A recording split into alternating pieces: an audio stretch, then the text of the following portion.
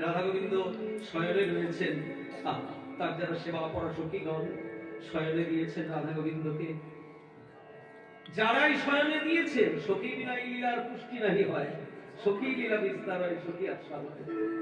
যারাই শয়নে দিয়েছে তারাই পাতা সরিয়ে দেখে আসছে আমার রাধা গোবিন্দ কেমন করে শয়নে রয়েছে। মানে আমরা এত কষ্ট করে শয়নে দিয়েছি, বিলাস কুঞ্জে দিয়েছি, আমরা দেখবো না, আমরা দর্শন করবো না স্বয়ং শোভা কেমন? ললিতা, বিশাখা, চিত্রা, চম্পকলতা, তুঙ্গবিদ্যা, ইন্দুরেখা, রঙ্গদেবী আর সুদেবী, এই আটজন সখী, তারা একজন একজন করে যাচ্ছে আর রাধা গোবিন্দ কেমন করে শয়নে রয়েছে দেখে এসে অপর সখীদের কাছে বর্ণনা করছেন। প্রথম সখী ললিতা গিয়ে দেখে এসে বলছে, জানিস ভাই আমি কি দেখলাম, কি অপূর্ব শোভা! কি দেখলি? দেখলাম কুসুম সেজ পরি, ওই কিশোরী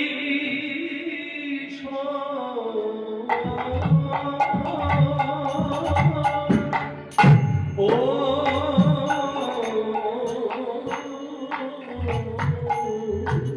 দেখলাম কুসুম সেজ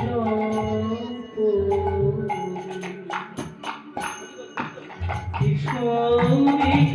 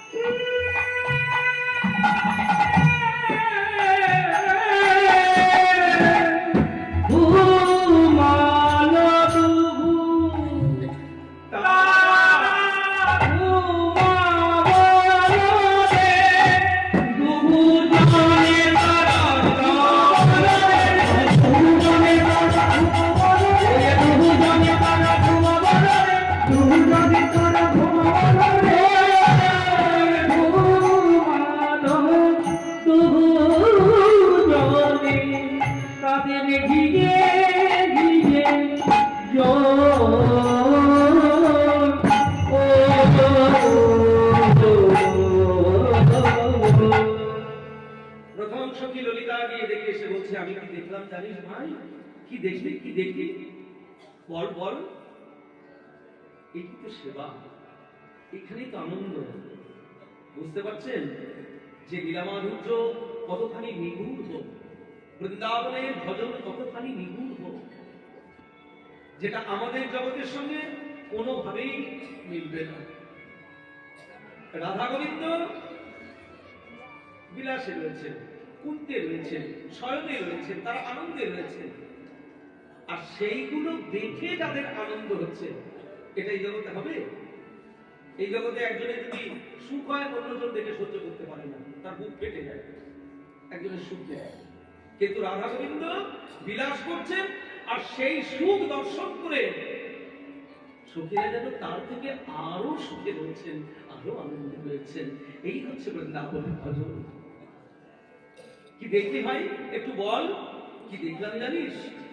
দেখলাম হিয়ায় হিয়ায় জরাজরি, দেখলাম হিয়ায় হিয়ায় জরাজরি, শ্যামে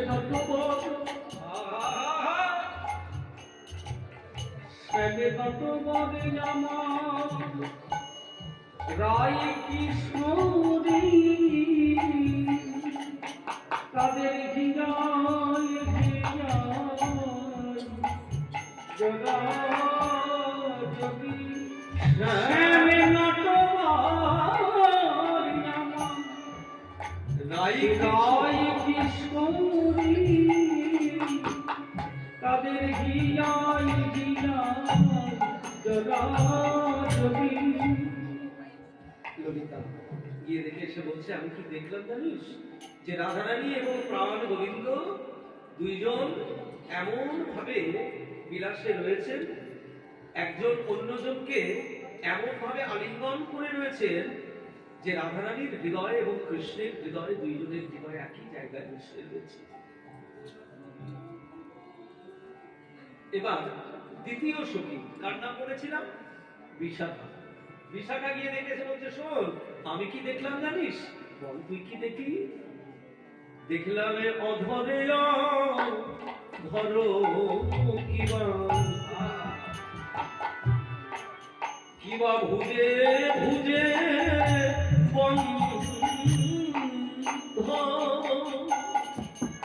দেখলাম অধরে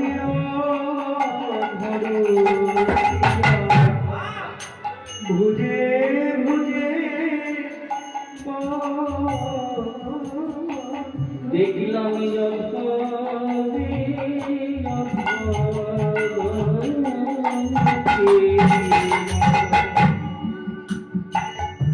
তাদের ভুজে ভুজে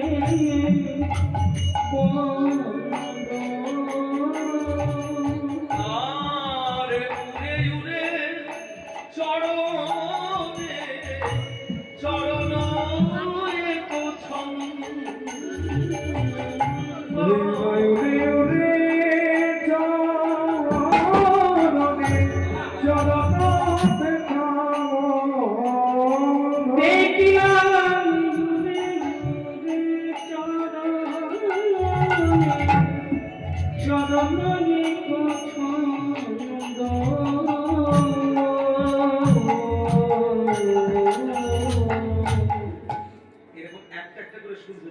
আনন্দ পাবে। অধরে অধর কিবা ভুজে ভুজে বন্ধ। প্রথম কথা হচ্ছে অধর কাকে বলে? শরীরের কোন অংশটাকে অধর বলা হয় জানেন? শরীরের কোন অংশটাকে অধর বলা হয় বলুন দেখি? জানেন না সবাই? নিচের ঠোঁটটাকে বলা হয় অধর, আর উপরের ঠোঁটটাকে বলা হয় কি? ওষ্ঠ। তাহলে রাধারানীর নিচের ঠোঁট এবং কৃষ্ণের নিচের ঠোঁট, দুইজনের নিচের ঠোঁট একই জায়গায় মিশে আছে। কেন মিশে আছে? কে মিশিয়েছে?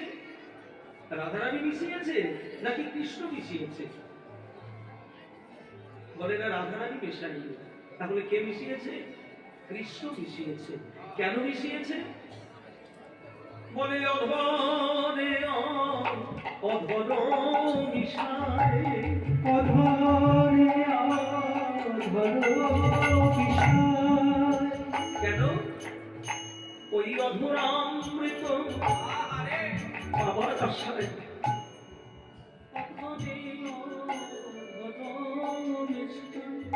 ওই অধরাম আবার আসবে অধরে অধর ওই অধরামৃত বাবার আসে।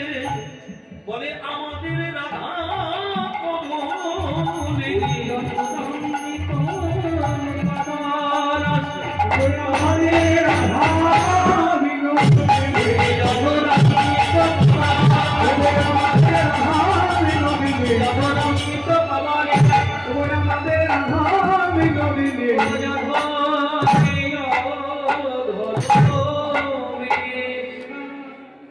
তাহলে কে মিশিয়েছে? গোবিন্দ মিশিয়েছে।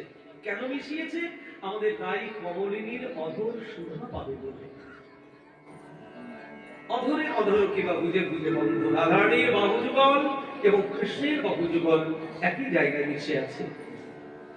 রাধারানীর উরুচরণ, কৃষ্ণের উরুচরণ একই জায়গায় মিশে আছে। আচ্ছা বলুন, কেন আমি আপনাদেরকে আগে সাবধান করে দিলাম? এইসব কথাগুলোকে যদি আপনারা সাধারণ মনে করে নেন তাহলে কি হবে? আমাদের নরকগামী হতে হবে, কারণ এটা হচ্ছে অপ্রাকৃত লীলা। প্রাকৃত লীলা নয়, অপ্রাকৃত লীলা। অধরে অধর কিবা বুঝে বুঝে বন্ধ, উড়ে উড়ে চরণে চরণ এক ছন্দ। হয়েছে? তবে ললিতা গেল, বিশাখা গেল। এবার চিত্রা নিয়ে দেখে সে বলছে, শোন আমি কি দেখলাম জানিস? কি দেখলি? আমি দেখলাম এ কুন্দন কনক জড়িত নীল মনে। কুন্দন যদি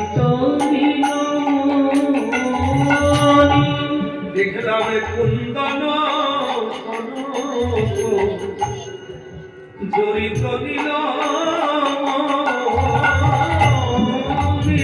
দেখলাম কুন্দন কনক জড়িত নীল মনি। দাঁড়া ভাই, একটু আস্তে আস্তে বল, বুঝতে পারবো না। বল কি দেখলি? চিত্রা গিয়ে দেখে এসে বলছে, আমি কি দেখলাম জানিস?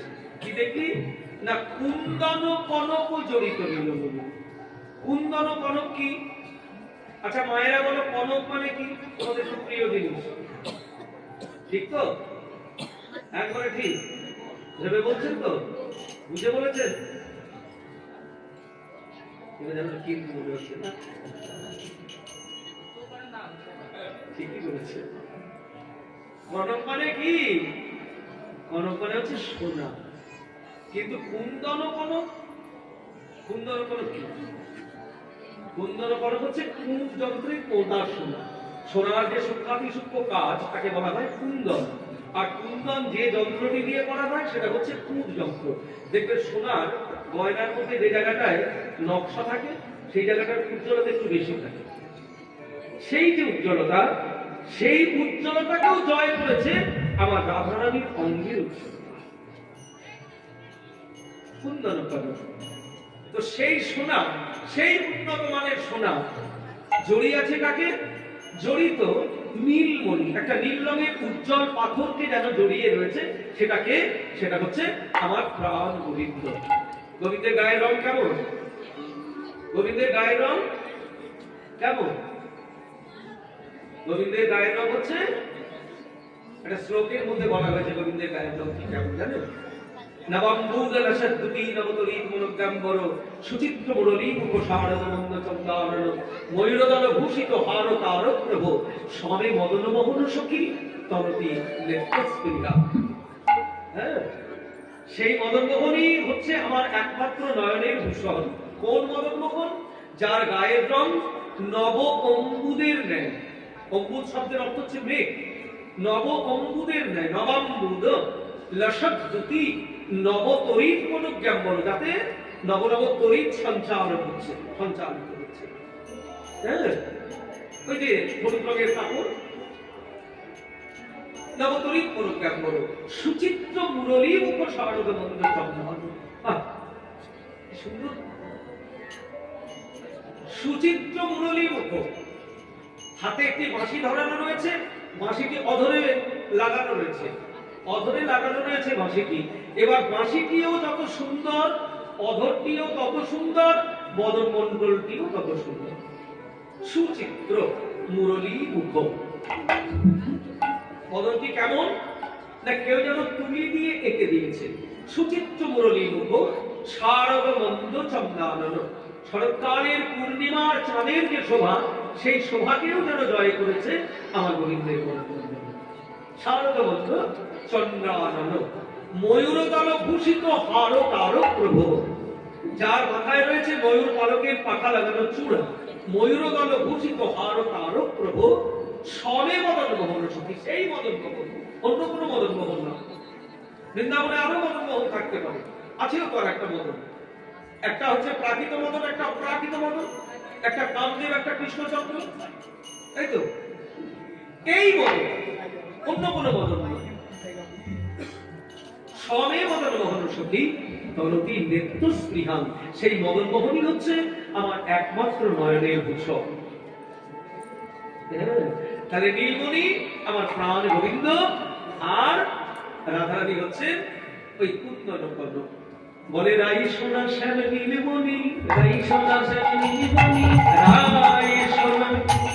রাই সোনা শ্যাম নীলমণি, রাই সোনা শ্যাম নীলমণি, কাঁচা সোনা কি কিসে গনি লাই সোনা শ্যাম নীলমণি রাধা সোনা কিসে গনি লাই সোনা শ্যাম নীলমণি রাজা সোনা কিসে গনি লাই সোনা শ্যাম নীলমণি ললিতা গেল বিশাখা আপনারা শুনছেন তো কখন ভুলে গেছি সব নাকি ললিতা বিশাখা চিত্রা 3 নম্বর সখী চলে গেছে এবার চম্পক লতা গিয়ে দেখে এসে বলছে আমি কি দেখলাম জানিস বল বল বল তুই কি দেখেছিস এক একজন এক এক রকম বলছে তো আনন্দ হচ্ছে হ্যাঁ সবাই যদি এসে বলে রাধা কিন্তু শুয়ে রয়েছে আমিও বলছি আপনারাও বলছেন তাহলে ভালো লাগবে কি এক একজন দেখে এসে এক এক রকম বলছে চম্পক লতা দেখে এসে বলছে আমি দেখলাম কি নবমেঘে জড়া বলো যেন সৌদামে ওই নবমেঘে জড়া বলো যেন সৌদামে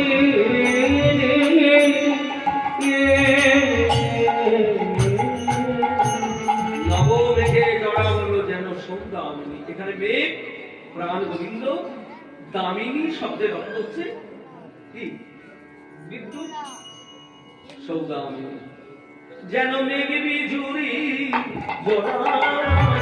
যেন মেঘ-বিজুরি জড়াজড়ি ও যে মেঘ আমার বংশীধারী ও যে বিজুরি আমার রায়কির মেঘ আমার বংশীধারী বিজুরি আমার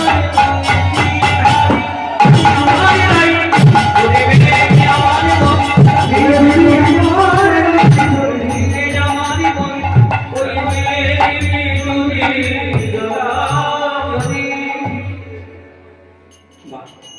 তাহলে ললিতা বিশাখা চিত্রা চম্পকলতা এবার তুঙ্গ বিদ্যা গিয়ে দেখে এসে বলছে আমি কি দেখলাম জানিস কি দেখলি আমি দেখলাম শিকিক্ররে ভুজঙ্গিনী নাভি দুঃখ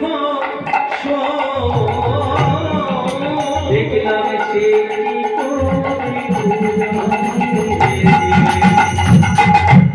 নাভি দুঃখ যমুনার জলে কি যুবলক্ষী যমুনা বদনে গিয়ে ডুবল কিশোর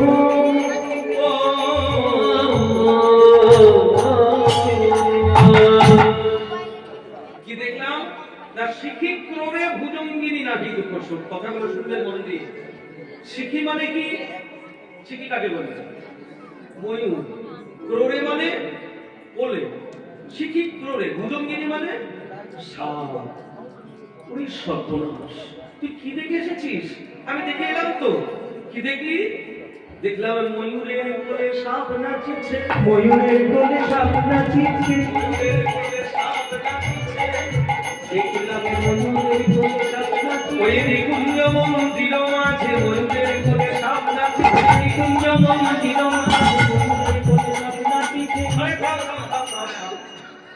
ময়ূরের কোলে সাপ নৃত্য করছে এটা কি অবাস্তব কথা না ময়ূর সাপ দেখার সঙ্গে সঙ্গে সাপকে কেটে কেটে টুকরো টুকরো করে দেয় আর সেই ময়ূরের কোলে সাপ নৃত্য করছে এটা মেনে নেওয়া যাবে হ্যাঁ বলে হ্যাঁ রে বাবা আমি দেখে এসেই তো বলছি আমি কি মিথ্যা কথা বলছি এখানে ময়ূর কোনটা প্রাণ গোবিন্দের মাথায় রয়েছে ময়ূর পালকের পাখা লাগানো চূড়া আর সাপ রাধারানীর যে কৃষ্ণকেশের বেনি দেখবেন মেয়েরা যখন বেনি করে চুল বাঁধে দেখবেন তো বললাম এখন বাঁধেই না চুল বাঁধাই নেই কত রকম চুলের ডিজাইন আর যাদের চুল দিয়েছে ভগবান তারা আবার কেটে কেটে এমন ছোটখাটো করে দেয় 3 স্টেপ 4 স্টেপ এসব কি বলে না হ্যাঁ কি ডিজাইন ছিল বিদায় গৌর ভগবান দিয়েছে ভূষণ স্বরূপ আর সেগুলোকে কেটে কেটে 2 স্টেপ 3 স্টেপ 4 স্টেপ 5 স্টেপ এইসব করে আসছে বুঝি পাল্লা নেই হ্যাঁ পরিচিতা কি ওসব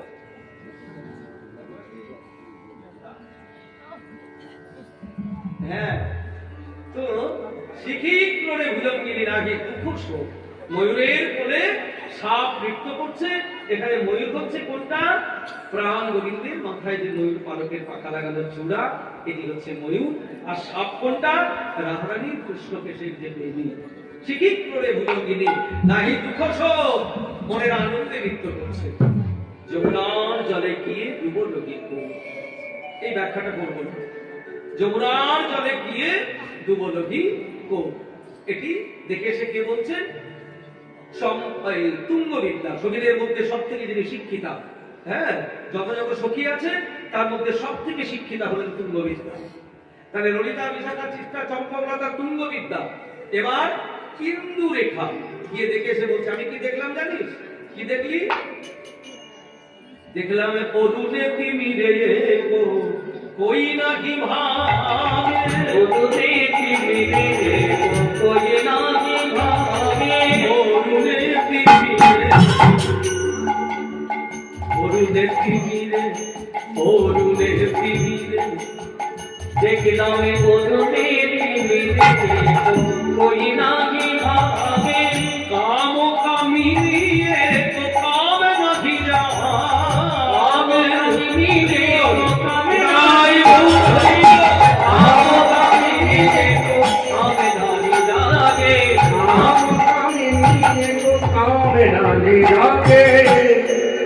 অরুণে তিমিরে কই নাকি ভাগে। আলো এবং অন্ধকার দুটো একই জায়গায় রয়েছে, কেউ চলে যাচ্ছে না। আলো আছে, অন্ধকার আছে, তাহলে এটা প্রাকৃতিক জগতে হয়? যেখানে আমাদের জগতে আলো থাকে সেখানে অন্ধকার থাকে না, কি মায়া থাকে? যেখানে আলো আছে সেখানে অন্ধকার নেই, যেখানে অন্ধকার আছে আলো নেই। কিন্তু কুঞ্জ মন্দিরে দুটোই এক জায়গায় রয়েছে, কেউ চলে যাচ্ছে না, কই নাকি ভাগে। আর এই পদাবলীটার সব থেকে যেটা গুরুত্বপূর্ণ কথা, সেটা এই জায়গাতে বলে দেওয়া হয়েছে যে কাম ও কামিনী এক কাম নাহি যাবে। সাক্ষাৎ মদনদেব রয়েছেন, কামিনী শ্রীমতী রাধারানী রয়েছেন, অথচ প্রাকৃতিক কোনো কাম নেই। বৃন্দাবনের অপ্রাকৃত নবীন মদন কাম বীজ, কাম গায়ত্রী হয় যার উপাসক। গোবিন্দ উপাসনার মূল মন্ত্র কি? কৃষ্ণ উপাসনার মূল মন্ত্র কি? কামবীজ মন্ত্র। তাই সেই কামবীজ মন্ত্র জপ করলে কি হয়? ওই কামবীজ মন্ত্র জপ করলে প্রাকৃত কাম নির্বাপিত হয়, অপ্রাকৃত প্রেমের উদয় হয়। বিদায় গৌর হরি হরি বল। তাহলে কাম ও কামিনী কো কাম নাহি যাবে হয়েছে। এবার রঙ্গদেবী আর সুদেবী দুই যমজ বোন একসঙ্গে গিয়ে দেখেছে, বলছে শোন এটা আমরা কি দেখলাম জানিস? কি দেখলি? দেখলাম চাঁদে চাঁদে কমলে কমলে কোলে, দেখলাম চাঁদে চাঁদে কমলে কমলে কমে, দেখলাম চাঁদে চাঁদে কমলে কমলকে কমে, সকলে ভ্রমণে কোথায় করে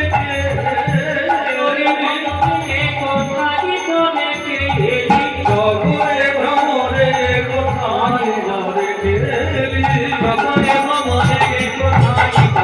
করে চাঁদে চাঁদে কমলে কমলে কমেলি। আচ্ছা, যারা কীর্তন শুনছেন মন দিয়ে আপনারা কীর্তন শুনছেন, বাহ, আমি বলেছিলাম আপনাদেরকে, যাক সেই কথায় আপনারা বেশ সাধারণত মন নিয়ে কীর্তন শুনছেন, খুব ভালো লাগছে। আচ্ছা, যারা কীর্তন শুনছেন তাদেরকে বলছি, আপনারা আকাশে দুটো চাঁদ কেউ দেখেছেন একসঙ্গে?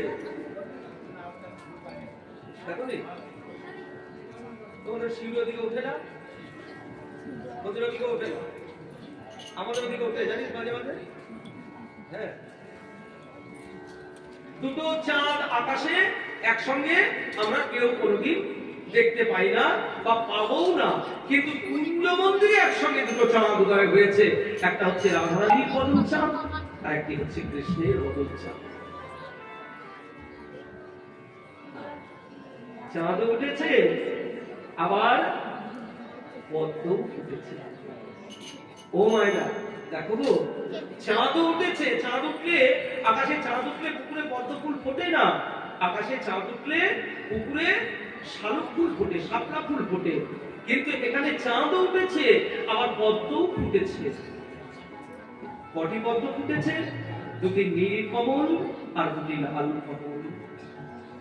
আমার কৃষ্ণের চরণ আমার রাধারানীর চরণ। আর চাঁদ দুটো কে কে? রাধারানীর বদন চাঁদ, কৃষ্ণের বদন চাঁদ। যেহেতু পদ্ম ফুটেছে সেহেতু ভ্রমর এসেছে, যেহেতু চাঁদ উঠেছে সেহেতু চকর এসেছে।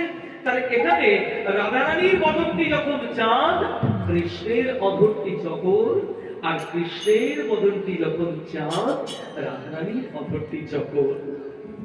আর ভ্রমর, ভ্রমর এসেছে পদ্মের মধু পান করার জন্য। দুটি কৃষ্ণের নয়ন ভ্রমর আর দুটি রাধারানীর নয়ন ভ্রমর। বিদায় গৌর হরি শ্রী সকলে ভ্রমরে কোথায় করে গেলি। এইবার শেষ কথা হচ্ছে পদকর্তা। সুরে ভেরি কুমুদ মুদিত নাহি ভেদ, সুরে ভেরি কুমুদ মুদিত নাহি ভেদ, সুরে ভেরি কুমুদ মুদিত নাহি ভেদ, সুরে ভেরি কুমুদ মুদিত নাহি ভেদ। জ্ঞান দাসে কবে তোমার ওই ছনকে, কেন দাসে কবে তোমার ওই ছনকে এলো, কেন দাসে কবে তোমার ওই ছনকে এলো।